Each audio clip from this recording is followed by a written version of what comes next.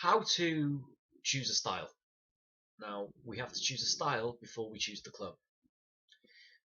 If you live in an area where there isn't a lot on offer, take whatever clubs are available to you and try your best. If you live in a larger city area where you've got multiple different clubs going on, you want to get into martial arts but you don't know too much about it, it can be quite daunting.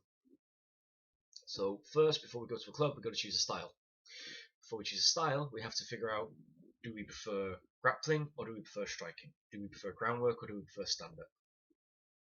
So we're kind of at a privileged time in history where you can just go onto a video sharing website, type martial arts, and thousands of things will come up for you, and you can say, okay, yeah, I like the look of this, I'll find something like that in my area.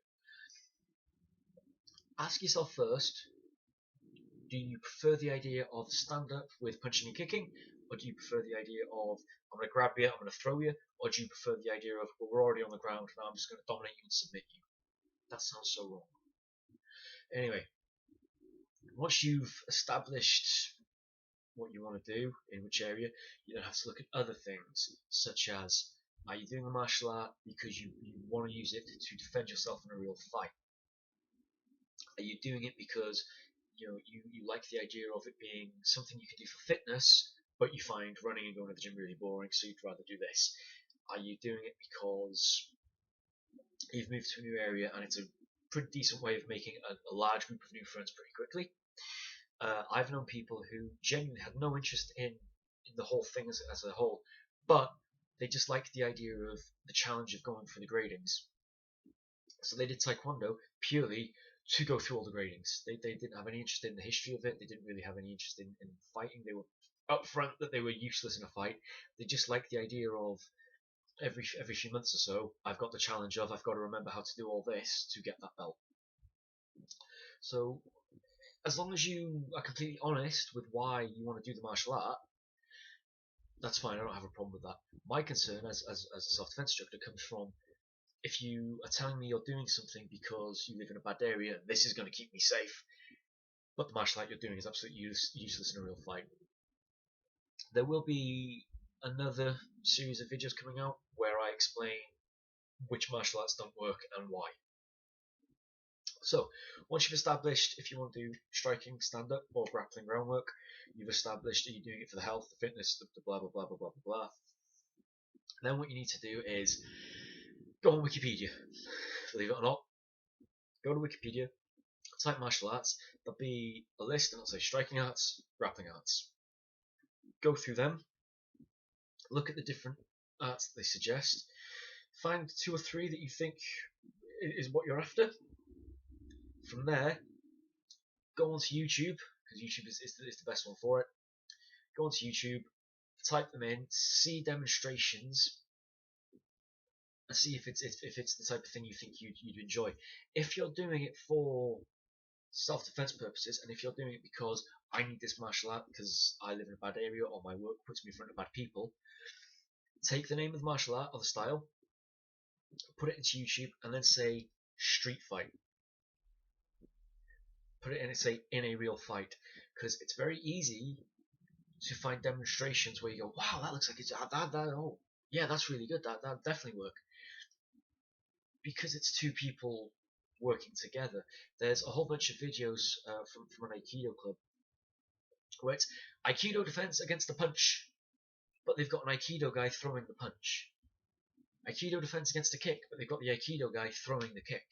If you want to know if your art works against a puncher, take your art to a boxing club. If you want to know if your art works against a kicker, take your art to a Muay Thai kickboxing club. So don't just take that school or that style's word for, yeah, this will absolutely 100% work. Look for videos of it working against other styles. Look for videos of it working against people who don't want it to work against them.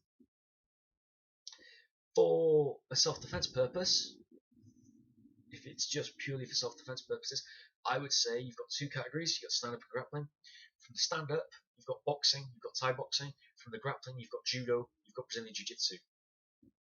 You need 1 from each category, and you'll be set. If it's just purely for a self-defense purpose, you don't have any goal of becoming a competitor, you've got no goal of becoming a world champion, it's just purely, I need something quick that will work, you've got boxing, Thai boxing, judo, Brazilian jiu-jitsu. You need one from each so that you've got a stand-up and you've got a grappling. For years and years and years and years, I told people boxing and judo. Boxing once or twice a week, judo once a week, you'd be fine. If it's just purely for self-defense purposes, those are perfect. They're inexpensive. You're looking at probably less than £5 per class. As we go on with the advent of mixed martial arts and everything's coming out, unless you're planning on competing in MMA, you don't need to put yourself through the rigors of doing a Thai class, then a boxing class, then a wrestling class, then a jiu-jitsu class, then these guys are professional athletes, they're professional fighters, is what they do for a living. They're going up against other professional fighters. If it's just for self-defense, learn how to hit really fucking hard and have, the judo throws work really well, which is another video in itself. The grappling of Brazilian Jiu-Jitsu, which again is another video itself, but the grappling of Brazilian Jiu-Jitsu is basically for us to get back up to our feet. So if it's for self-defense purposes, boxing, Thai boxing, judo, Brazilian Jiu-Jitsu, mix and match.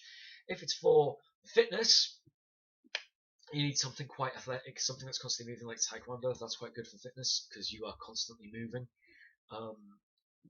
Look more into it yourself. If it's for the sake of the art and the history, if it's for the sake of I'm doing this but people don't know what the hell it is, then look at karate. Everyone, if you say you do karate or kung fu, people will understand what it is.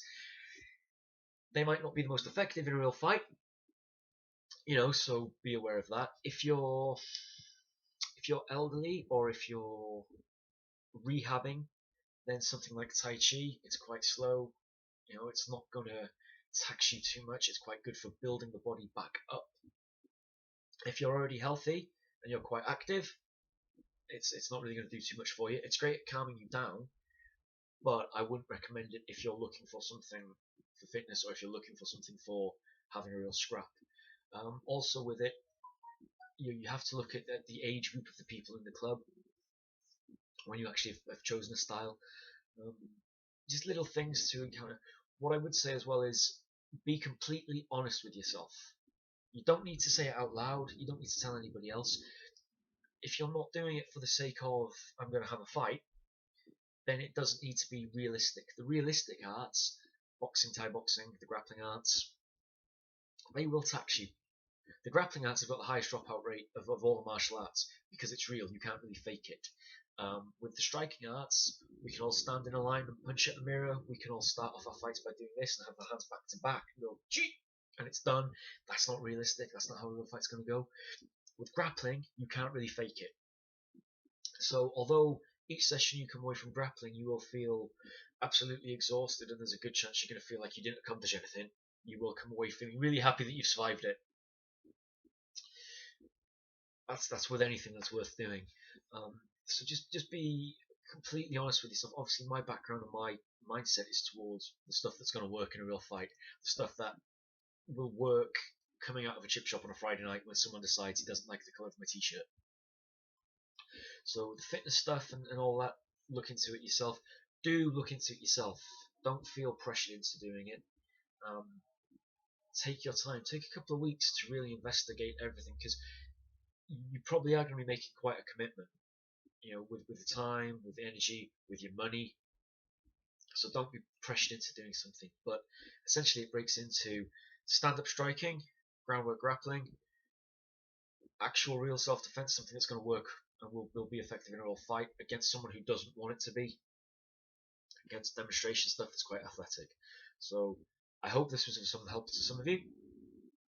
Any questions, suggestions or comments, please do leave them. Please like, share and subscribe. Again, tell me what it is you would like to see me cover in these videos, because this is stuff I already know. I'm not doing it for my benefit, I'm doing it for people out there who might not have this information already. So if there's anything you would like to see me cover, I'll try and cover it. And as always, stay vigilant.